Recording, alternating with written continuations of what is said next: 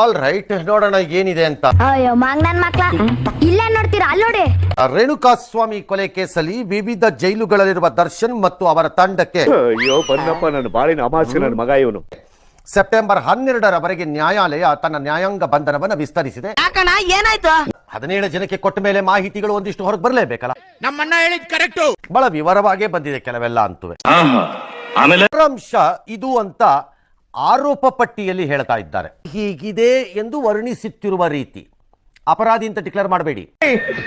ಹೋಗಿ ಬಂದು ಮೂಗಿ ನಡ್ಕೊಂಡಂಗ ಅದನ್ನೇ ಹೇಳ್ತಿಲ್ಲ ನೀನು. 10 ವರ್ಷದಿಂದ ದರ್ಶನ್ ಜೊತೆ ಪವಿತ್ರ ಲಿವ್ ಇನ್ ರಿಲೇಶನ್ಶಿಪ್ ಇತ್ತು. ಏನ್ ಬಗಳ್ತಾ ಇದೀಯೋ ಶನಿ ಮುಂಡೆ?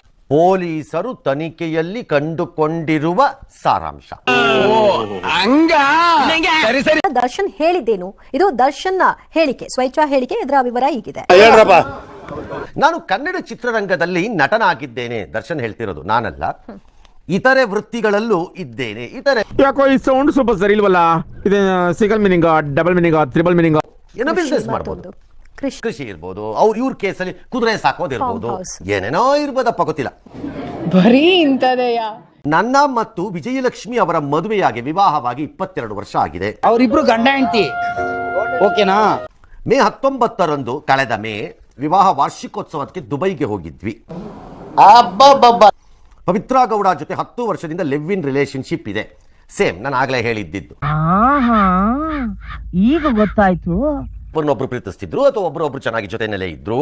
ಹಾಗಾಗಿ ಆಕೆಗೆ ಆತನ ಮೇಲೆ ಪ್ರಭಾವವನ್ನು ಬೀರುವಷ್ಟು ಆತ್ಮೀಯತೆ ಇತ್ತು. ಜೀವನದಲ್ಲಿ ಅಷ್ಟು ಇಂಪಾರ್ಟೆಂಟ್ ಆಗಿದ್ರು. ಅಲ್ಲಿ ಯಾರೋ ಹೋಗ್ತಿದ್ದವರು ದರ್ಶನಕ್ಕೆ ನೋಡಿ ನನಗೊಂದು ಮೆಸೇಜ್ ಕಳಿಸಿದ್ದಾರೆ, ನಾಳೆ ಬಿಡ್ಬೇಕಲ್ವಾ ಅಂತ. ಕರ್ಕೊಂಬಲ್ಲಿ ನಾ ಬಿಡ್ತೀನಿ ಅನ್ನಕ್ಕಾಗತ್ತ ಅವರು? ಇಲ್ಲ, ಚಾನ್ಸೇ ಇಲ್ಲ, ನೋ ವೇ. ಜೂನ್ 8ರಂದು ಸ್ಟೋನಿ ಬ್ರೂಕ್ಸ್ ನಲ್ಲಿ ಪಾರ್ಟಿ ಮಾಡಿದ್ವಿ.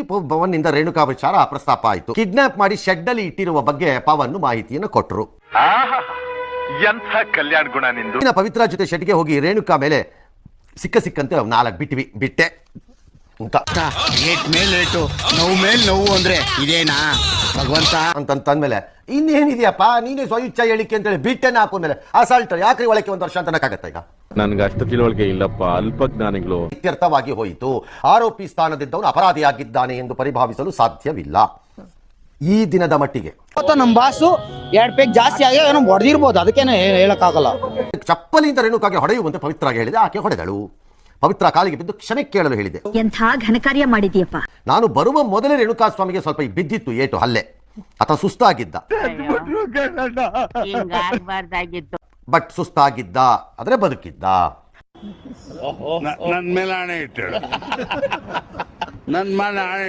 ಪವಿತ್ರಾಗೆ ಏನು ಮಾಡಿದರೂ ಜಯಿಸಬಹುದು ಎಂಬ ಅಹಂ ಇತ್ತು. ದರ್ಶನ್ ಹೇಳ್ತಿರೋದು, ನಾನಲ್ಲ.